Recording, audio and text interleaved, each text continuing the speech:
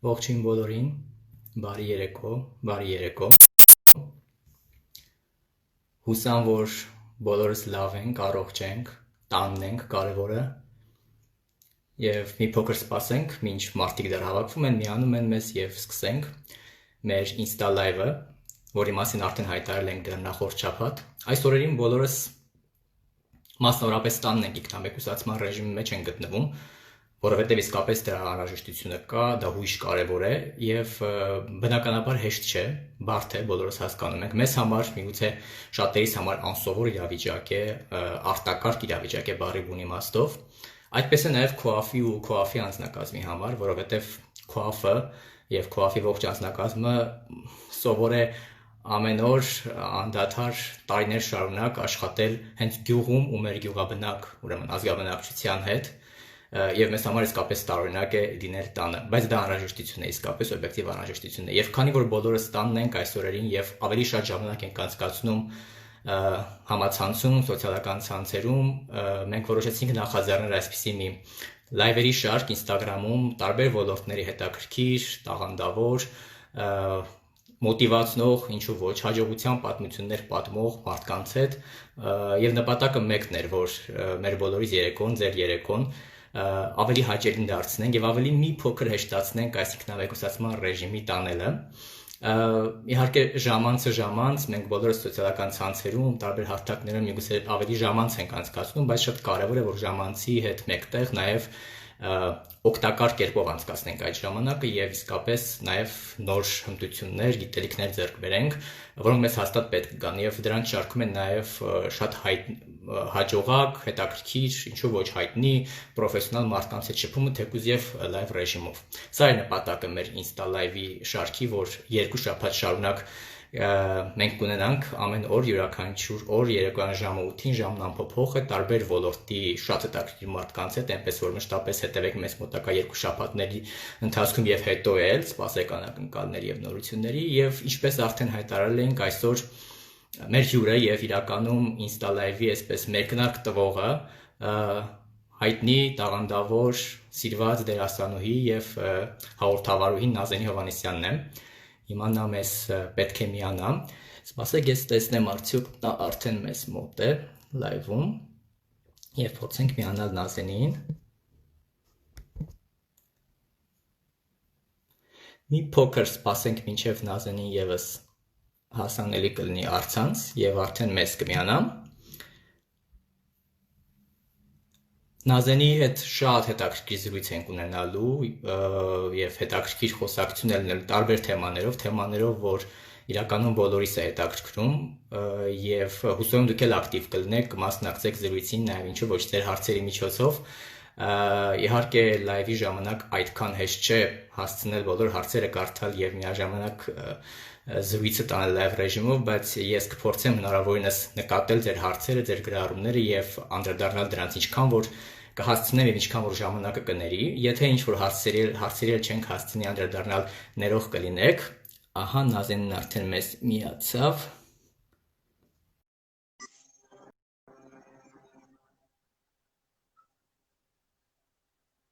Սպասենք մի փոքր մինչ։ Ահա, Նազենին այստեղ է, բարի երեկո Նազենի։ Ողջույն, բարի օր, ոնց եք, ինչ կա չկա, տրամադրությունը։ Լավ ենք Նազենի, դուք ինչպես եք։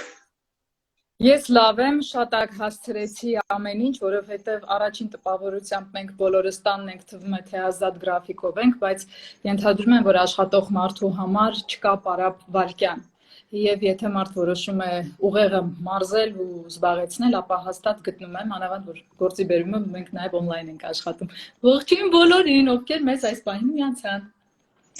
Ամբողջությամբ կիսում եմ Նազեն ձեր տեսակետը եւ այո, մինչ դուք մեզ միանում եք, մի փոքր ես նաեւ ներկայացնում եմ մեր հետևորդներին նպատակը այս ամբողջ շարքի եւ մի կարեւոր հատված, որ ուզում եմ նաեւ շեշտել, շատ կարեւոր է, որ այս ընթացքում, երբ մենք ավելի շատ ենք ժամանակ անցկացնում համացանցում, սոցիալական ցանցերում եւ շատերիս դեպքում դա միգուցե ավելի շատ ժամանցային զբաղմունք է լինում, շատ կարևոր է, որ այդ զբաղմունքը նաև ունենա իր մեջ ուսուցողական եւ մի հետաքրքիր ու նաև օգտակար կոմպոնենտ, եւ այս դեպքում տարբեր ոլորտների հետաքրքիր, պրոֆեսիոնալ, կայացած, հետաքրքիր ու հաջողության պատմություններ պատմող մարդկանց շփումը կարծում եմ շատ յուրահատուկ փորձ է եւ թեկուզ եւ այս լայվ վիճակով հարթակում, ինչու ոչ, սա եւս առավելություն է, որովհետեւ լայվի միջոցով դու միաժամանակ կարող ես հազարավորների հետ շփվել, այնինչ առերես այդ հնարավորությունը իհարկե առերես շփման ջերմությունն այլ է, բայց նաև ավելի սահմանափակ է մարդկանց քանակի առումով։ Մեր հետևորդները մեզ ակտիվորեն արդեն միացել են։ Ես նաև արդեն նշեցի, որ կփորձեմ ընթացքում անդրադառնալ նրանց հարցերին եւ խնդրեմ ուղղեք ձեր հարցերը։ Եթե ինչ-որ հարցերի չենք հասցնի անդրադառնալ, ժամանակը չի հերիքի, խոսակցության ընթացքում չենք ենթևի, ես վստահ եմ, որ ներողամիտ կլինեք, կհասկանաք լայվ ռեժիմը այդպես հեշտ չէ, բայց այնուամենայնիվ խոստանում ենք, որ հետաքրքիր զրույց է լինելու, որովհետև Նազենի հետ ենթադրում եմ, թող մեծամիտ չհնչի, այլ կետ հնարավոր չէ։ Շնորհակալ եմ շատ։ Ես նոր նկատեցի գրառումներից մեկում Լիլիթ Տերմենջյանի գրառումը, շատ շնորհակալ եմ եւ նրա համար, որ նա հետևում է եւ այն փաստի համար, որ համագործակցում է Քոաֆի հետ, ինձ համար նա լավագույն մասնագետներից է անգլերենի։ Հիանալի մասնագետներից է մեր, այո։ Եվ ինչն է մեր աշխատիչների շատերը կփաստեն դա։ Մենք անընդհատ խոսում ենք հաջողության հասած մարդկանց մասին կամ նրանց պատմություններն ենք լսում, ես էլ իմ հերթին երևի, բայց կա մի մեծ բայց, այլ բան է թե ով ինչպես է հաջողության հասնում եւ այլ բան է թե դու տվյալ պատմությունից ինչ ես սերտում, այ մեծ հիմա դիտող երիտասարդները, պատանիները, դեռահասները կամ հասուն մարդիկ պարտադիր պետք է հասկանան մի բան, յուրաքանչյուր ոք ունի հաջողության թե անհաջողության իր սեփական ուղին Եվ որքան էլ մենք ընթերցենք այս կամ այն մարդու ճանապարհի տեսությունը, մենք գործնականում պարտադիր պետք է ունենանք գործողություն մեր կողմից, որպեսզի մենք մեր ուղին կարողանանք կերտել։ Այ ինչ է անում հիմիկվա սերունդը, գիտեք, նայում է Instagram-ով, անընդհատ պարբերաբար հետևելով շատ շատերին այլուր, ամբողջ աշխարհում։ Եվ ստանում է միանգամից պատրաստի պրոդուկտը։ Բարի օր բոլորին, ովքեր հենց նոր միացան, այդ պատրաստի պրոդուկտը ուրիշները արդեն ստեղծել են։ Նրանք երիտասարդները պետք է փորձեն ստեղծել իրենցը, իրենց կոնտենտը։ Ես գիտեք, խոսեմ ժամանակակից համացանցային գործիքներից, օրինակ TikTok-ը, ես դեռևս չեմ օգտագործում, բայց խորապես ուսումնասիրել եմ եւ ինչ է ինձ դուր չի գալիս։ Այն որ TikTok-ում դու առավելապես կրկնօրինակում ես արդեն եղածը։ Շահառու ես, օգտատեր ես, user ես, անգլերեն ասեմ, որպեսզի հասանելի լինի հենց այդ բառով, օգտագործող ես, այսինքն դու ոչինչ փոխարենը չես տալիս, դու անընդհատ վերցնում ես, օգտագործում ես, իսկ կարծում եմ ստեղծագործության համար եւ նոր տեխնոլոգիաների ստեղծման համար եւ նոր հետաքրքիր բացահայտումների ու գիտական առաջընթացների համար պարտադիր պետք է ստեղծել нора. Արև Հովսեփյանը հարցում է, сколько языков знаете? Արև ջան, я знаю 3 языка, по крайней мере, армянский, русский и английский. Понимаю отчасти французский и итальянский, особенно когда хочу вкусно поесть. Вот так. Կներեք, որ անցարի սերենի, ռուսերեն էր հարցրել։ Բարևներ։ Նազենի ջան, քեզ լսելը անվերջ է եւ երկար ենք բնականաբար լսել, բայց ես ունեմ հարցեր նախապատրաստած ու քո թույլտվությամբ անցնել եմ այդ հարցերին։ Նազեն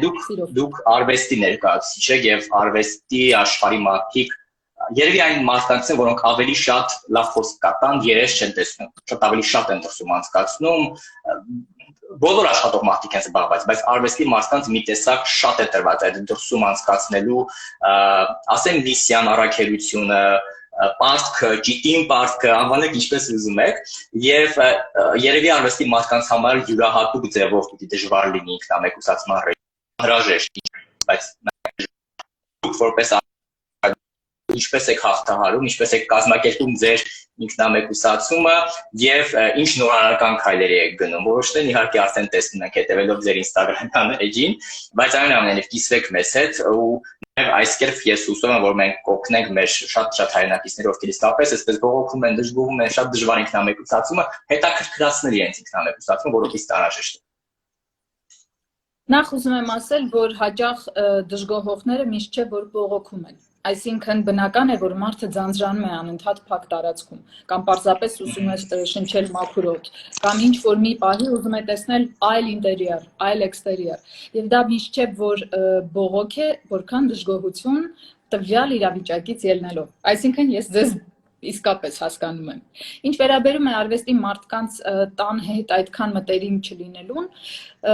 ես չգիտեմ ես որքանով եմ արվեստի ներկայացուցիչ կամ ինչպես ենք մենք գրադացիաների բաժանում արվեստի տեսակներն ու ճյուղերը,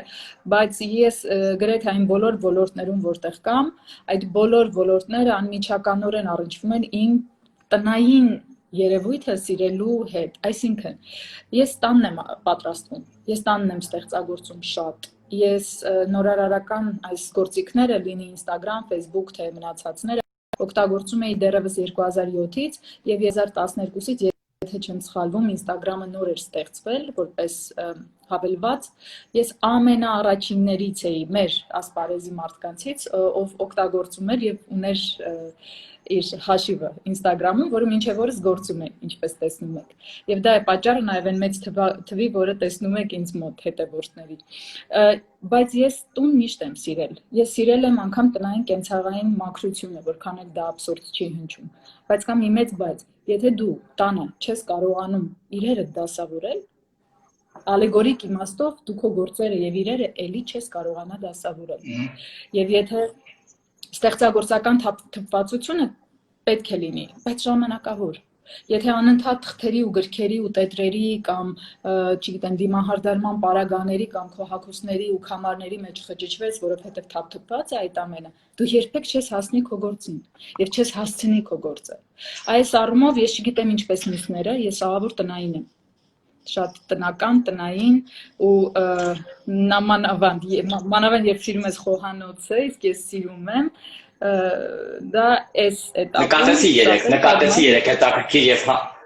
երեկվա համեղ ստորիներից նկատեցի, որ խոհանոց սիրում եք եւ հիանալի էր, այո։ Նազանի հաճախ ենք խոսում այս օրերին, որ աշխարհը այս համավարակի հաղթահարումից հետո էլ նույնը չի լինելու։ Մենք նույնը չենք լինելու մեր սովորույթները, գուցե մեր արժեհամակարգը որոշակի պիտի փոփոխություններ կրի։ Ես էլ դրա հետ համաձայն եմ, կարծում եմ շատերը կհամաձայնեն դրա հետ, բայց մի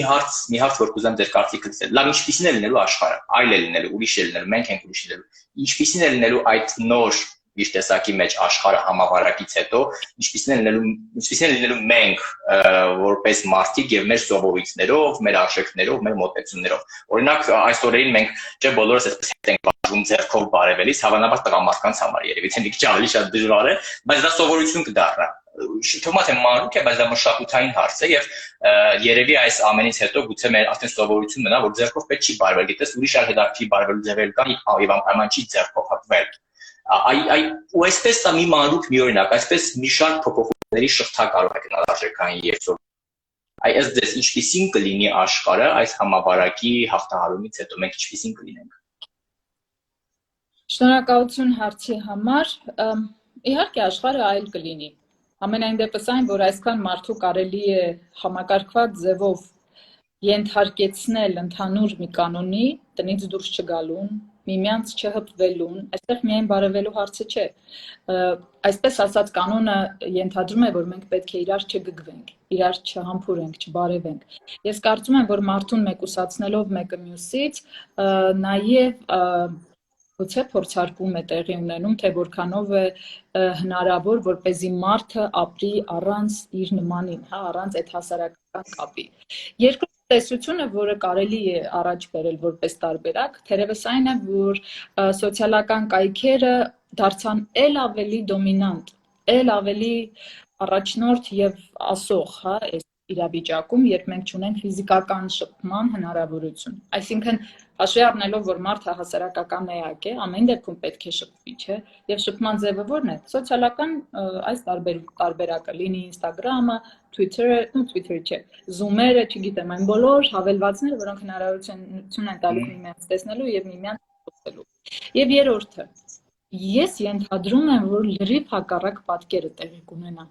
Դուրս գալուն եւ այսպես ասած համավարակի վախերը հաղթահարելուց հետո մարդիկ կսկսեն գգվել իրար, կսկսեն համբուրվել, քաղցը հագեցնել։ սիրո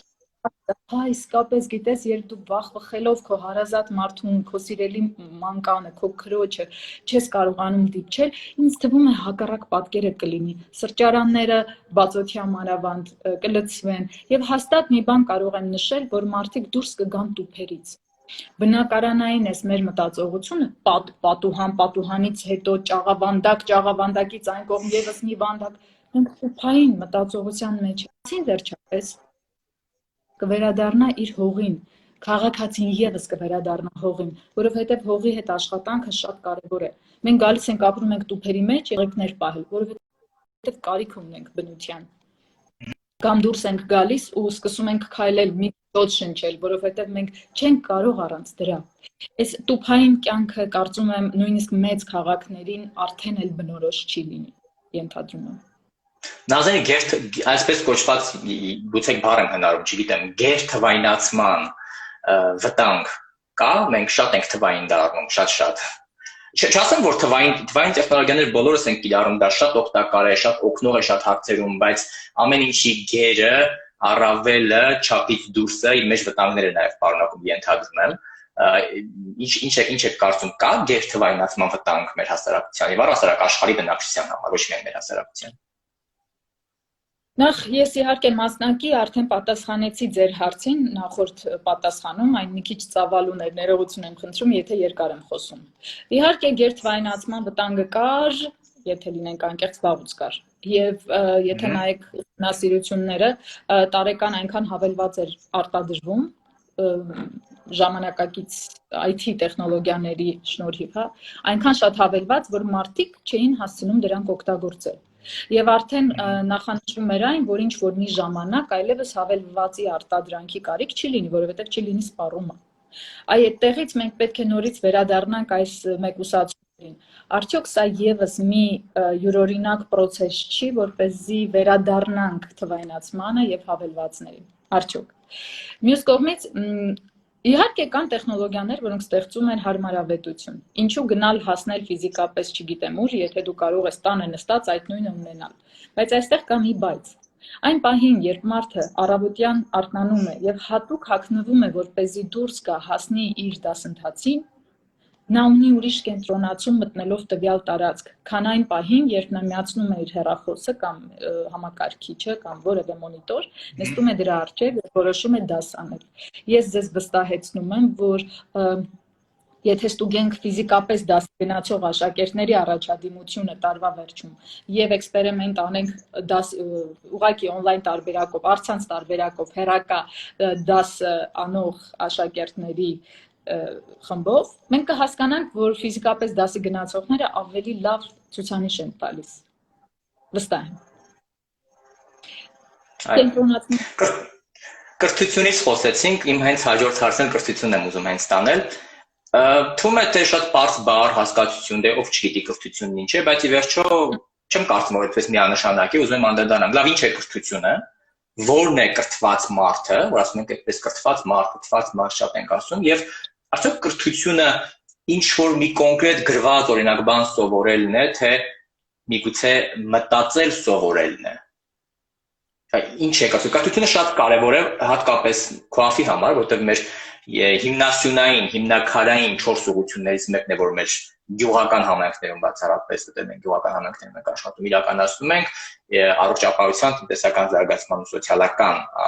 ծրագրերի մեկտեղ ու շատ կարևորություն ենք տալիս կրթությանը, բայց նաև շատ, այսպես գիտեք, միանշանակ չի ու շատ նաև ինչ որտեղ գուցե մութ անտառ է, որովհետև տարբեր մոտեցումներ կան, տարբեր ֆորմալ կրթություն, ոչ ֆորմալ կրթություն եւ այդ ամեն ինչից պիտի գլուխ անել։ Հիմա ըստ ձեզ այդ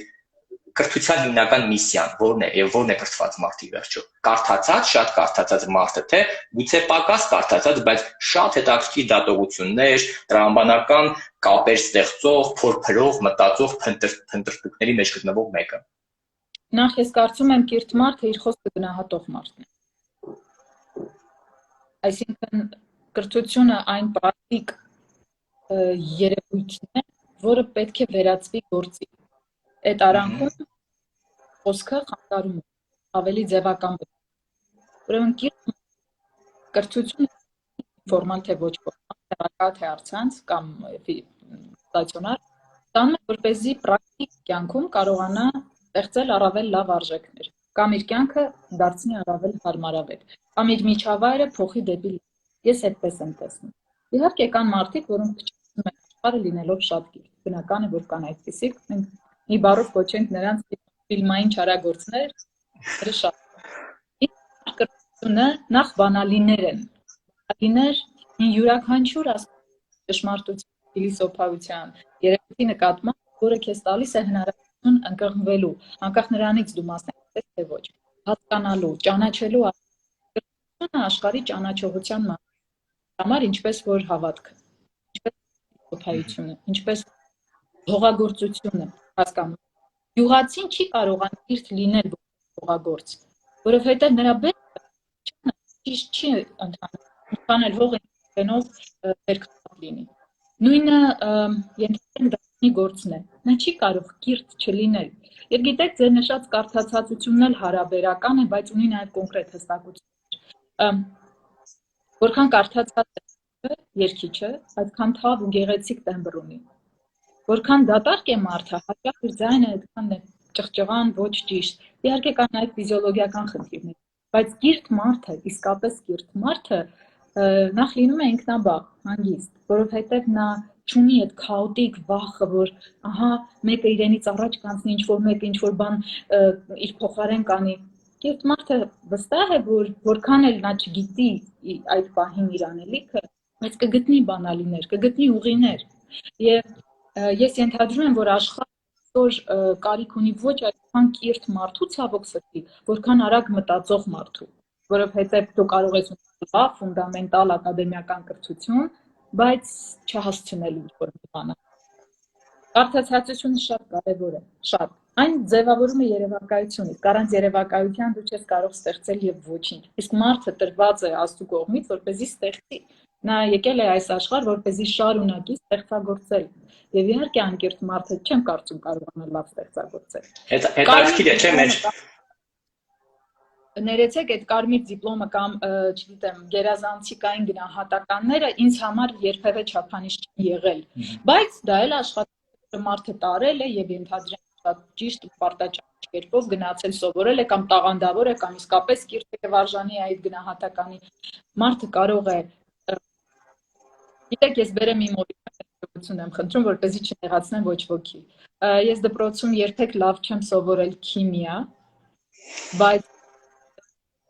ինչու, որովհետև իմ հայրը քիմիկոս էր ու ես հասկացել եմ քիմիա։ Ինձ չէին տրվում բանաձևերը, որովհետև ես շատ լավ չէի մաթեմատիկայից ու ոչ թե վատ էի սովորում, բան, որ դու որոշակի տարիքում չես հասկանում։ Եւ այն ինչը ես հիմա հասկանում եմ, էի հասկանում, որովհետև տրամաբանորեն պետք է բանալին ինձ տալի չէ։ Բայց նա տալիս էր թեորիան, ես սովորում անցնում էի, ինձ ոչ չէր տալիս։ Նազարի մենք թույլ տվեք ասել, որ իսկապես գերմրցակցային միջավայրում ենք ապրում, եթե համեմատենք մեր ծնողների սերնդի, չնայած ես սովետական միության ծնունդ եմ եւ դուք եք կարծում եմ, չնայած ծնվել եմ սովետական միությունում, բայց խորհրդային միությունում չեմ մեծացել, 90-ականներին եմ մեծացել, այնուամենայնիվ մեր ծնողները հստակ խորհրդային սերունդ են եւ նրանք ապրում են մի այլ աշխարհում, ոչ այդքան մրցակցային։ Մրցակցություն միշտ կա, բայց այստեղ ես չափերի մասին եմ խոսում, ոչ այդքան մրցակցային, որովհետեւ ինչքանով ես տեղյակ եմ, կարդացել եմ խորհրդային մարդու կյանքի մասին, շատ ամեն ինչ շատ պլանավորված է, սկսված էկոնոմիկայից, տնտեսությունից մինչեւ մարդու կյանքը։ Դու ընդունվում ես ու քեզ ավարտելուց նշանակում էին կոնկրետ մի տեղ, դու գիտեր, որ երբ 3 տարի պետք է աշխատես այդ տեղում, որ հետո դրանից ու աշխատես մյուս տեղում եւ այդպես շարունակ։ Հիմա աշխարհը այլ է, գերմրցակցային աշխարհ է եւ այսինքն բուր ավարտելը չի նշանակում, որ դու ունենաս ինչ-որ որտեղ կնշանակվես, որ աշխատես եւ իրականում դա չէ խնդիրը, դու ինքդ պիտի քո տեղը գտնես ու ավարտել դեռ չի նշանակում ինչ-որ տեղ ունենալ եւ այս գերմրցակցային աշխարհում կյանքում մենք բոլորս պայքարում ենք այսպես ասած արևի տակ մեր տեղը զբաղեցնելու։ Ինչ պիտի անի այսօրվա պատանին երիտասարդը, որ այս մրցակցային լիբերալ պայքարներ տանող այսպես աշխարհում իր ճիշտ իրեն արժանի տեղը արևի տակ ուղղակի վերցնի եւ իրեն դարձնի։ Հիմա ես եթե ձայնս լսվում է նորմալ, որովհետեւ կտրտում եմ։ Լսում եմ, հուսամ մեր հետևորդները եւս լսում են։ Եթե չեք լսում, գրեք, խնդրում եմ, որ չեք լսում։ Հիմա մի երիտասարդ երեխա գրել է կասես բարև յուր, գրել է լատինատառ, իր անունը փոքրատառ, Գյուրեղյան Յուրին է գրել։ Ես ինչ եմ ուզում ասել։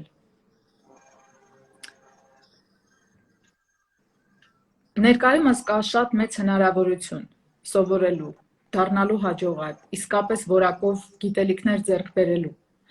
եւ ինչ-որ մի բան հասկանալու։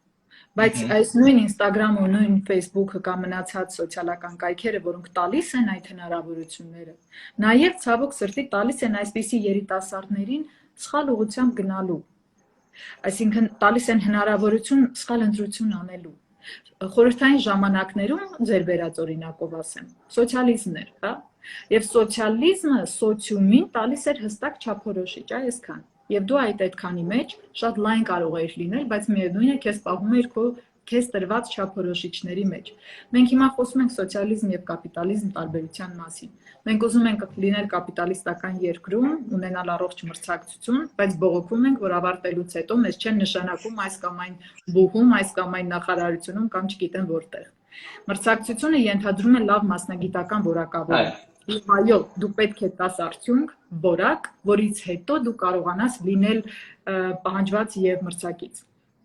Բայց մենք ունենք մեծ բայց, որովհետեւ ժամանակակից կրթությունը Հայաստանի կրթության մասին եմ խոսում, ոչ միշտ է մրցակցային արդեն աշխատանքային պրակտիկ դաշտում։ Եվ մեզ համար մենք անհրաժեշտություն ունենք որոշ ժամանակի, որպեսզի ինքներս մեզ զարգացնենք, անցնենք տարբեր փուլերով, նոր դառնանք այն մասնագետը, որը որ պետք է, հա։ Այստեղ կան հակասություններ եւ ես վստահ եմ, որ ժամանակի ընթացքում կլուծվեն, որովհետեւ ունենք այնպիսի որակով դասախոսներ անհատական, որոնք անհատապես ստեղծում են համակարգեր, փոքր համակարգեր, բայց այդ համակարգերը դեռ ամբողջական չեն, այդտեղ է խնդիրը։ Իսկ խորհրդային տարիներին մի շատ կարևոր բան կար։ Յուրաքանչյուր ոք զբաղվում էր իր գործով։ Երբեք դու չէիր տեսնի, որ ֆրիզերովշիկը, ես չգիտեմ հայերեն ինչպես է այդ մասնագիտության անունը, որ ֆրիզերովշիկը գնար եւ չափ տար որևէ դասական պրոֆեսիոնալ բեմում կամ որակով ինչ որ չգիտեմ, ասենք որակով ուսուցիչը գնար եւ աշխատեր դայակ։ Այստեղ մենք հասկանում ենք, խոսում ենք սոցիալիզմի ու կապիտալիզմի մասին։ Այս երկու տարբերությամբ իհարկե շատ անելիքներ կան եւ հասկանալու թե մենք որ քաղաքակրթությանն ենք ուզում հարել, այսպես ասեմ։ Այն նշեցիք Նազենի հետաքրքիր մի միտքի վրա այսպես ինֆորմացիա, որ մարդիկ ավարտում են բու եւ տենց ակնկալում են, որ պիտի իրենց ինչ որտեղ նշանակ են։ Գիտեք, մենք նաեւ քախով մեր ծրագրերից մեկն էլ այն է, որ աշխատում ենք արդեն դպրոց պատանիների հետ, ովքեր պիտի բուր գնան եւ ունենք ծրագիր, որ իրականացնում ենք, որ կոչվում է մասնագիտական կողմնորոշում եւ հենց այդտեղ էլ շատ գիտեք բախվում ենք խնդիրների, որ իսկապես մասնագիտության ընտրությունը լրջագույն խնդիր է եւ շատ հաճախ ցավոք ուղղորդիչը ոչ թե ցանկությունն է, մարդու կարողությունները, ձիրքն է, վերջո ճաշակն է, իր ներաշխարհն է, ինչ ենք ուզում անել եւ ինչ ինքը լավ կանի սիրով, այլ ընտանիքի, ընկերների, բարեկամների ուղղորդումը կամ ինչ ավելի վատ է տրենդը։ Գիտեք, սա ավելի բարձր ռեյտինգ ունի այս ֆակուլտետը, այս բաժինը, առանց հասկանալու արդյոք ինքը այդ մասնագետը դառնա։ Դու կարող ես ավարտել եւ այդ դիպլոմ ունենալ, որտեղ գրված է, որ դու այս իրավաբան ես։ Եթե դու տանել չես կարողանում իրավաբանություն եւ ամբողջ կյանքի երազանքն է եղել բեմի վրա լինել կամ ենթադրենք ջութակ նվագել, լավ ինչի՞ է պետք է իրավաբանությունը։ Այդ խնդրի հետ մենք էլ այդպես բախվում ենք եւ աշխատում ենք այդ ուղղությամբ ու իսկապես այդ խնդիրը կա, այդ ուղղակի ուզեցի այսպես նշել որպես ռեպլիկ։ Եվ մյուս հարցը այստեղից ծագում է, մենք մեր առաքելության այս կարևոր մասերից մեկն է օգնել։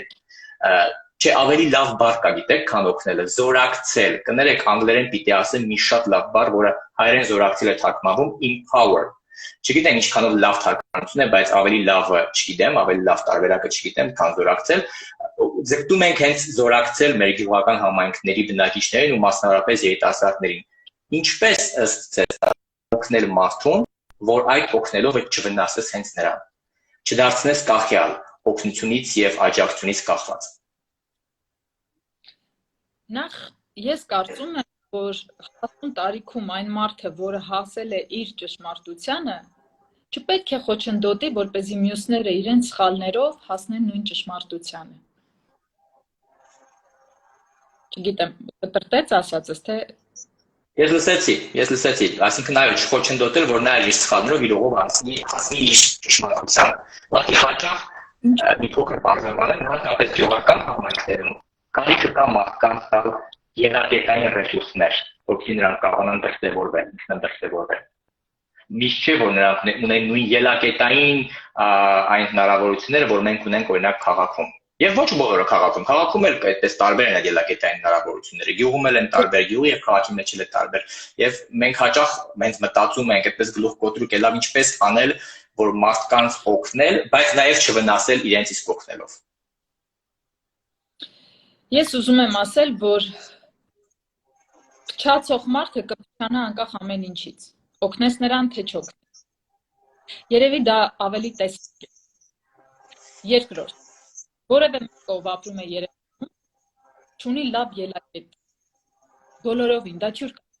ընդհակառակն, որքան խելացքը, այդքան է ծառը դժվար է աճելու, դժվար է արև ստանալու, դժվար է օգտվելու։ Ես կասեի լրիվ հակառակը, գյուղական բաց տարածությունների մեջ շատ ավելի շատ շանս կա նոր ու հետաքրքիր բան անելու, մանավանդ մաքուր ու թթվածնով հագեցած օդի մեջ ապրելով։ Այդ երկրորդ։ Եվ երրորդ։ Իսկ ինչու տվյալ անձը չգնա իր ծնողների ավանդական մասնագիտության հետևից։ Ինչու ենք դրա մեջ տեսնում վատ բան։ Օրինակ, ես ինքս այս հարցին շատ տարիներ առաջ Armenia TV-ի մարդկային գործոնով անդրադարձել եմ։ Բայց Վենետիկում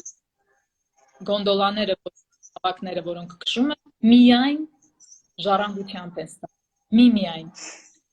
Բազմաթիվ մասնագիտություններ Իտալիայի պես հին ու գեղեցիկ քաղաքակրթություն ունեցող երկրում, որոնք ժառանգաբար են գնում։ Եվ մենք գիտենք նաև խորհրդային տարիներից եկած, որ ասում են բժիշկների ընտանիքի էլի բնորոշություններից է, լավ դարբինների ընտանիքից է, հացթուխների ընտանիքից է։ Դա վատ չէ, դա շատ լավ է։ Եթե տվյալ մարդը նաև կրողն է այդ մասնագիտության։ Իսկ եթե հասկանում է կեսից, որ դա իրենը չէ, ոչինչ, երբեք դժվար չէ նորից սկսել նոր բանը։ Ասեմ ավելին, շատ հաճախ ընդունվում են թատերական ինստիտուտ եւ կես ճանապարհից հասկանում են, որ իրենցը չի, բոլորովին այդ բեմը իրենցը չի, եւ գնում են եկեղեցական բեմ շակերտների մեջ, գնում են ատյան, այսինքն դառնում են հոգեվորական։ Մենք ունենք Տեր Շահեն, Տեր Բաբկենը, Տեր Թովման, հիանալի հոգեվորականներ, որոնք անցել են թատերական ինստիտուտի բովով։ Մենք ունենք քաղաքական շատ լուրջ գործիչներ, որոնք կրկին ավարտել են թատերական ինստիտուտը։ Եվ հակառակը, մենք ունենք բժշկական ավարտած անձեր, որոնք դարձել են մարդիկ։ Չի կարելի ասել, չէ, թող մարդը փորձի, կրթության ուղին տարբեր է եւ պետք չի սահմաններ դնել։ Ընդհակառակն պետք է բացել եւ այդ բացվածության մեջ մարդը ընկնելով, սայթաքելով, այո, սխալվելով, երբեմն շատ ստրես ապրելով, պետք է անցնի եւ ձևավորի իր եսը, իր մասնագիտական անձը եւ իհարկե իր ուղին։ Յանալի էր ասված, Նազենի Հայաստանի մարզերից եւ իդեպ ես Արցախն էլ, հա, Հայաստանի մարզեր եւ Արցախ, այսպես չեմ տարանջատում։ Հայաստանի մարզերից եւ Արցախից մեկը, որ յուրահատկորեն այսպես հոգեհարազատ է ձեզ, մի յուրահատուկ տեղ ունի ձեր սրտում, հոգում, մտքում։ Քաղաք։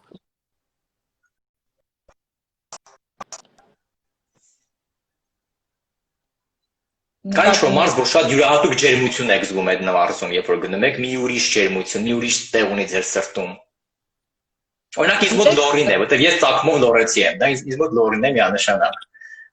Լորիում ինձ մոտ իմ սիրտը ուրիշ դեր է բաբախում։ Ես շատ եմ սիրում, պաշտում եմ Երևանը, բայց Լորիում իմ սիրտը մի ուրիշ դեր է բաբախում։ Միգուցե ձեզ համար կա մի մարզ, որը շատ յուրահատուկ տեղ ունի ձեր սրտում, հոգում, մտքում։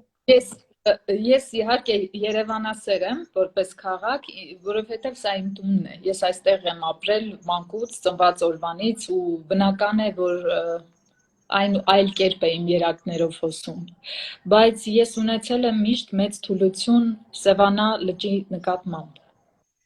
Որովհետև ես նաև սիրում եմ շատ ջուրը։ Ջուրը իր բոլոր դրսևորումներով, ծով, գետ, խմելու ջուր, օվկիանոս։ Եվ Սևանի ավազանը իմ մանկության երազանքներից էր։ Այն ժամանակ այդքան հեշտ չէր անընդհատ գնալ գալը, մեքենաներ չկային շատ, եւ ես փոքր էի, երբ որ առաջին անգամ տեսա Սևանը, ես այնքան երազանքով եմ հիշում այդ պահը, որովհետեւ ես տեսա երկինք ու ինձ թվաց երկինք ենք գնում։ Ու պարզվեց այդ երկինքը շուռ տված Սևանն էր։ Դա տպավորվել է։ Ես շատ եմ սիրում Արցախը, որովհետեւ Արցախը եղել է իմ գիտակցական հայրենիքը։ Երբ ես առնչվելով իրների հետ տեսնելով եւ սաղերը եւ այն ուժը, որտեղ գիտեք, անկախ նրանից թե որ հայը որտեղ է, այնտեղ կապված է բոլոր հայերի արյունը եւ այդ հողը նաեւ սնված է բոլոր հայերի սիրով։ Եվ այդ սերը տալիս է քեզ հայրենիքի գիտակցություն։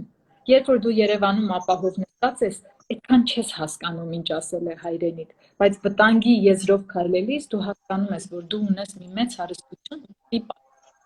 նույնը Տավուշն է։ Ես նույնը զգում եմ Բերդ, Չինար, Չինչին, ինչ հեռու ես գնում, հայ, մի 600 մետրի տարբերություն է բանից, Չինարից։ Գյումրին, էդ էլ առանձին սահման է եւ առանձին աշխարհ։ Կապ ունեմ ամենտեղ ու կապը ոչ թե մարդկային կապի մասին, այլ իմ արմատի կապի մասին։ Եթե դու հայացքում դու կապված ամեն թիզ հողի հետ, ու վայ նրանով, որ այդ կապը չի։ Ես կարծում եմ, ասիկան ինչքանով որ ես տեղյակ եմ եւ ինչքանով նկատել եմ, բավականին շատ եք գյուղեր գնում, նաեւ հաղորդաշարի շրջանակներում համի ուժը նաեւ ավանդական, հայկական, գուցե շատերս կողմից մոռացված գերակատեսակներ ենք այսպես անում, հիշում, համավերական ու գյուղերի հետ շփում, այսինքն այսպես թե այնպես կունենաք վստահ եմ, ու ելի ուզում եմ գյուղից հարցնել, ինչ է անհրաժեշտ այսօր մեր գյուղերի այսօր ինչի կարիք նրանք ամենաշատը ունեն ձեր տեսակով, ձեր ընկալածով։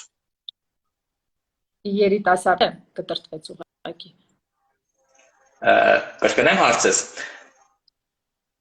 Գյուղի երիտասարդները ինչի կարիք։ Գյուղի երիտասարդներին ինչ է այսօր ամենից շատ անհրաժեշտ։ Նախ առաջին հերթին արդյունք։ Որովհետև process-ից անընդհատ հաճույք նրանք չեն կարող ստանալ։ Լավ աճեցրեց, կոպիտ եմ ասում, աճեցրեց իր խնձորները։ Արդյունքը ո՞րն է, այդ խնձորները որտեղ է իրացնելու։ Այ դա է հարցը։ Կամ պարտադիր նա պետք է ունենա, գիտեք, նոր տեխնոլոգիաներով հագեցած, ենթադրենք, ջերմոց, որպեսզի կարկուտի եւ վառած արևի վախը չունենա, որպեսզի նա կարողանա իր բերքը, տվյալ բերքը, որը ջերմոցային հասնել վերջնական նպատակի եւ արդյունքի ու հետեւաբար ստանա իր ֆինանսը։ Մենք ուզենք թե ոչ, բայց գյուղում ապրողը, թե քաղաքում ապրողը, թե թռիչքում ապրողը պետք է ունենա ապրելու միջոց։ Եվ այդ միջոցը այսօր վարունգ ու լոլիկ փոխանակելով չի։ Առաջին հերթին այդ մարդը պետք է ունենա գումար, որպեսզի արժանապատիվ կյանքով կարողանա ապահովել իրեն եւ իր ընտանիքը։ Մեր գյուղերում ինչներ հարցը։ Մենք դադարեցինք շատ հողի հետ ու որոշեցին գնալ այլ երկիր շինարարության մեջ լինել։ Ինչու, որովհետև գյուղացու համար չստեղծվեց համապատասխան հաջողության հարթակ։ Եվ երիտասարդը ապրող պիտի հասկանա, որ այն հավելված հեռախոսային, որը նա սովորում է պատրաստել, օրինակ, եթե վերցնենք նույն քո office-ը, որտեղ նա սովորում է օգտագործել իր email-ը, որտեղ սովորում է շատ բաներ կամ հեռախոսային Excel-ներով աշխատանքներ ու ծրագրեր, նա պիտի հասկանա, որ դա նրա համար է, որպեսզի իր գյուղում ապրելու որակը բարելավի, ոչ թե նրա ոգի ու հեռացնի։ Այս է ամենակարևորը։ Ու այսօր էկոտուրիզմը, մանավանդ այս բաներից հետո, վստահ ես ասում եմ, հասնելու է բարձրագույն կետի, որովհետև luxury-ն մեքենաներով, շքեղ ինքնաթիռներով, շքեղ ապարանքներով այդ հանգիստը անցնելու է հետին պլան։ Նախ չկա դրա տնտեսությունը, դրա ֆինանսը։ Երկրորդ մարդու կյանքն է, որ արժեքը միակ, ոչ թե պատը ոսկե ջրը։ Ինչ մասին ես անդադար եմ ու մեկ է էլի պետք է խոսել։ Գյուղացին կարող է ասել էկոտուրիզմի բարձրագույն։ Մենք ունենք շատ լավ վարներ, մենք ունենք հիանալի լեռնագնացներ եւ ես հուսով եմ, որ մենք կկարողանանք ստանալ որակապես լրիվ ուրիշ, շատ հայկական, էթնիկ, բայց իսկական էկոտուրիզմ։ Այո, Նազանի չեմ էլ զգացել ինչպես է 40 րոպե մենք արդեն լայվում ենք, չեմ զգացել ժամանակն ինչպես է ասում, բայց ես դեռ երկու հարց ունեմ։ Նախավերջին մեկը իմն է, մեկը օգտատերից մեկը ով մեզ ուղարկել էր նախորդ նախքան լայվը, պիտի տամ այդ հարցը եւս։ Մեր երիտասարդության ըստ ձեզ առավելությունները, որ մենք ունենք որոշակի մրցակցային առավելություններ ձեզ տարածքով երկիր որ ասում ենք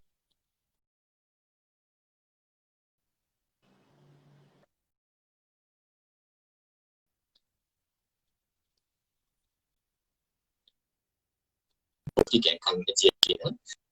փոքրիկ երկրի երիտասարդներն ունեն իրենց մրցակցային առավելությունները այ ինչ եք կարծում մեր Հայաստանի երիտասարդության այսօրվա առավելությունը որն է որից նրանք մաքսիմում պիտի օգտվեն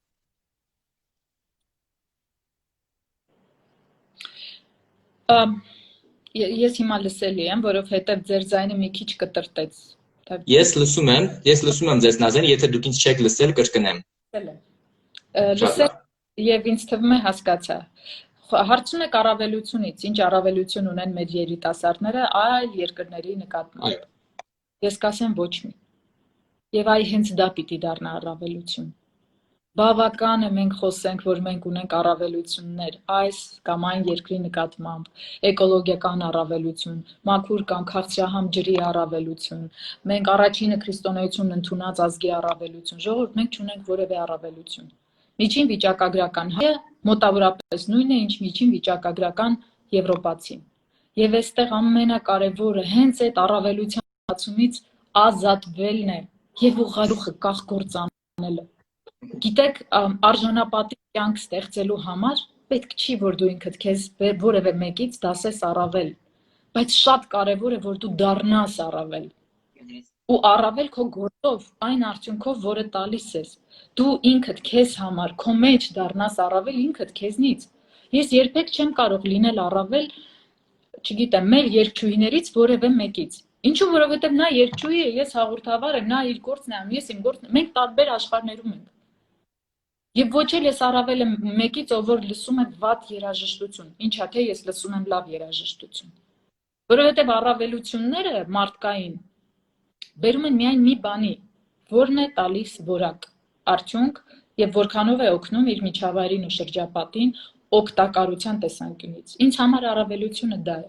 Եվ եթե մեր երիտասարդները ունեն առավելություն, ապա միայն մի հարցում։ Դաշտը բաց է։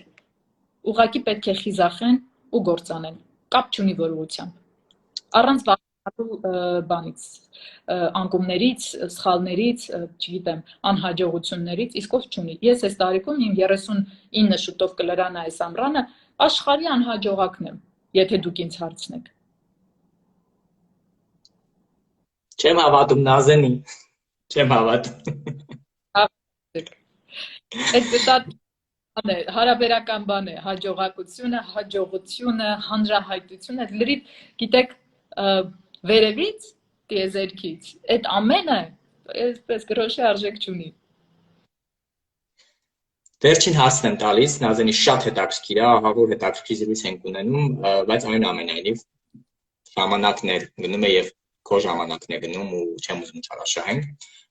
Օգտատիրոջ հարցը, ով մեզ գրել էր նախորդ եւ հարցում էր Նազանին, հարցրեք ինքը ի սկզբանե հենց իր մասնագիտությունն ընտրել էր թատրոն, կինո, հա, ես գիտեմ, որ դուք թատրոնի եւ կինոյի պետական ինստիտուտն եք ավարտել, նա էլ գիտեր պաստորին եւ հարցնում էր, թե սկզբում այլ բան է մտածել, հետո փոխել է, եթե այդպես է, ապա ինչ ուղղությամբ է գնացել, որ հետո փոխել է, թե սկզբանե այդպես կողմնորոշված, որոշված դերասանուհի դառնալու ուղին եք տանել։ Գիտեք, ես չունեի առավելություն, երբ որոշեցի գնալ թատերական ինստիտուտ։ Իմ շարժիչ ուժը դա է եղել։ Ես այնքան չունեի առավելություն, ֆինանսական, տնտեսական, չգիտեմ, ծանոթային, որ չունեի գնալու տեղ եւ գնացի թատերական ինստիտուտ, որովհետեւ սիրում էին կարդալ, պարզվեց ու ես սիրում էի կարդալ։ Բայց մինչև այդ ես կարճ ժամանակով պարապում էի, որպեսզի գնայի դաշնամուրային ուղղությամբ, հետո նկարչական, որովհետև շատ սիրում եմ նկարչությունը, գեղանկարչությունը, բայց ես առաջին իսկ քայլերից հասկացա, որ չեմ կարող 12 ժամ նստել դաշնամուրի առջև ու մենակ գամմաները պարապել, իսկ դա պարտադիր է։ Ես չեմ կարող զգալ գծանկարն այնպես, այդ լույս ու ստվերը, ինչպես որ պետք է զգա իսկական նկարիչը, իսկ միայն տեխնիկայով չես դառնում նկարիչ, դառնում ես լավ տեխնիկապես զարգացած նկարիչ, բայց ոչ նկարիչ, չես դառնում Պիկասո այդպես, չես դառնում Մոդիլյանի։ Եվ իսկ ես չեմ սիրում միջակություն ու ես հասկացա, որ դա իմը չէ, համենայն դեպս այն էտապում եւ գնացի միակ տարբերակը, որը կարող էր ինձ ընդունել, Բրյուսովն էլ բացառեցի, որովհետեւ չէի կարողանում էլի տիտիկ անել, ինչևէ, եւ հասա թատերական, որտեղ սովորեցի այն ամենը, ինչը մինչեւ այդ իմ ճանապարհին արդեն սովորում էի եւ նկարչությունը, եւ մանավանդ լեզուները, եւ պատմությունները անթիվան համար, եւ առաջին կուրսի վերջում կարծեմ 18 քննություն ունեինք մենք։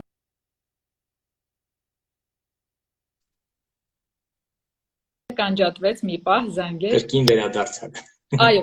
կանջատվեց զանգեր։ Ինչևէ, ուզում եմ ասել, երբ որ չունես այլընտրանք եւ հաճախ չունես ոչ մի առավելություն,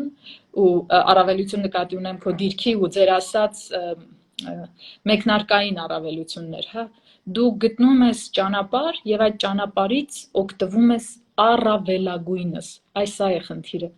Երբ որ հասնում ես արդեն այդ բուհ, հասկանում ես, որ դու չունես այլընտրանք, քան սովորել, կարդալ շատ, աչքերդ լայն բացած դասախոսներից վերցնել, նույնիսկ ամենաանհաջող դասախոսից ի դեպ։ Կարող ես սովորել, ինչպեսին պետք չէ լինել, օրինակ։ Կամ նայում ես դերասանը վատ է խաղում, սովորիր, ինչպես չի կարելի խաղալ, դա էլ է սովորել։ Բոլորը իդեալական չեն, եւ թերությունների վրա էլ է մարդ սովորում, եւ ուրիշի եւ իր։ Եվ շատ լավ է, երբ ուրիշի թերությունների վրա է հատկապես սովորում։ Դե հա, այստեղ Մելինե Аваняна говорит, Азенджан, вы готовый нейролингвист, дорогая. Спасибо, Мелина Джан. На самом деле у меня вторая самая мощная профессия – это слово. Я преподавала сценслово и риторическое слово, и преподаю до сих пор иногда для желающих. Այսինքն այն մարդկանց թվում է, թե խոսելը հեշտ բան է, խոսքը ուղղորդված խոսքի մասին է։ Խոսելը բարդ է եւ շատ էներգիատար է, այսինքն եթե դու ունես ասելիք, որն ուզում ես հասցնել, անպայման պիտի ունենաս այդ դրա համար համապատասխան կրթություն, էներգիայի ճիշտ օգտագործման, շնչառության, ձայնի տեմբրի, հնչյունների արտաբերման եւ խոսքի գնահատման։ Մեր օգտատերից Մերի Կիրակոսյանն նշեց մոտիվացրեցիք։ Հիանալի է, իրականում սա էլ ուզում էինք մոտիվացնել մարդկանց եւ երեկոն մի փոքր ավելի հետաքրքրացնել։ Նազեն ջան, շատ շնորհակալ եմ, որ քո ժամանակից արդեն 50 րոպե գրեթե մեզ տրամադրել ես, իսկապես ժամանակ ամենաթանկ ռեսուրսն է, որ մենք ունենք եւ իսկապես շնորհակալ եմ, որ համաձայնեցիք մեկ տալ բացումը մեր Insta Live-ի, լինել մեզ հետ live-ում, շփվել մեզ հետ եւ մեր հետևորդների հետ։ Ամենայն հաջողություն եւ բարիք եմ ձեզ ցանկանում, ուզում եմ, որ ամեն ինչ ձեզ մոտ շատ լավ լինի եւ հուսով եմ, որ դեռ առիթ կունենանք խոսելու, համագործակցելու, միգուցե համատեղ ինչ-որ հետաքրքիր նախագծեր անելու, կյանքը ցույց կտա։ Շնորհակալություն։ Բոլորիս խաղաղ երեկո։ Մի բանով ավարտեմ, քո աֆին եմ ուզում շնորհակալություն հայտնել եւ այն մոտիվացիայի, որը պարբերաբար տալիս է տարբեր տարիքի երեխաներին, մարզերի, գյուղերի, շրջանների, ինչու ոչ նաեւ Երևանաբնակների եւ այն լավ որակով թիմը, որը պարբերաբար փոփոխվելով միևնույն է, շատ գեղեցիկ կոնցեպտներ է ստեղծում եւ մի փոքրիկ խորհուրդ ունեմ մի րոպե։ Այս գրադարանը, որը անընդհատ հետաքրքրում է մարդկանց եւ բոլորը հարցնում են, երևի իմ ունեցած գրքերի շատ փոքր տոկոսն է, իսկ մեր տանը, իմ մայրական ու հայրական տանը, անթիվ անհամար գրքեր կային։ Մենք հաճախ քնելու տեղ չէինք ունենում, բայց գրքերին տեղ միշտ կար։ Երբ որ բողոքում եք, թե ինչու ձեր երեխաները չեն կարդում, տանը պահեք շատ գրքեր։ Մի գեղեցիկ օր խաղալիս, այսպես թե այնպես նրանք կթերթեն այդ մի գիրքը, կտեսնեն, թե դա ինչ է, այդ հոտին կսովորեն ու կսկսեն նրանց հետ հարաբերվել։ Դա նման է բազմանդամ ընտանիքի Եվս մեկ անդամի։ Այնպես որ սա փոքրիկ խորհուրդ, որտեղ ինձ հաճախ հարցնում են ինչ անենք, որ մեր երեխեքը կարդան։ Շնորհակալ եմ Նազեմ ջան, շատ շնորհակալ եմ բովանդակալից ու հետաքրքիր զրույցի համար։ Շնորհակալություն։ Հաջողություն։ Առայժմ։ Հաջող։ Սիրելի հետևորդներ, ահա ավարտվեց Նազենի Հովհաննիսյանի հետ մեր սիրված հեռուստահաղորդավարուհի Դերասանուհի Նազեն Հովհաննիսյանի հետ մեր Insta Live-ը։ Ձեզ բոլորիդ մաղթում եմ խաղաղ երեկո, միացեք մեզ նաև վաղը, չմոռանաք նույն ժամին, երեկոյան ժամը 8-ին, վաղը մեզ մոտ լրիվ այլ աշխարհից, էլի հետաքրքիր մարդել լինելով Հովհաննես Ավագյանը, ով ֆիթնես մարզիչ է, եւ խոսելու ենք առողջ ապրելակերպից, տնային պայմաններում լավ կազմվածքի, կեցվածքի մեջ մնալու մասին եւ առասարակ առողջ ապրելու մասին։ Շատ կարևոր թեմա, բաց չթողնեք, կսպասեմ ձեզ նաև վաղը երեկոյան։ Բարի գիշեր։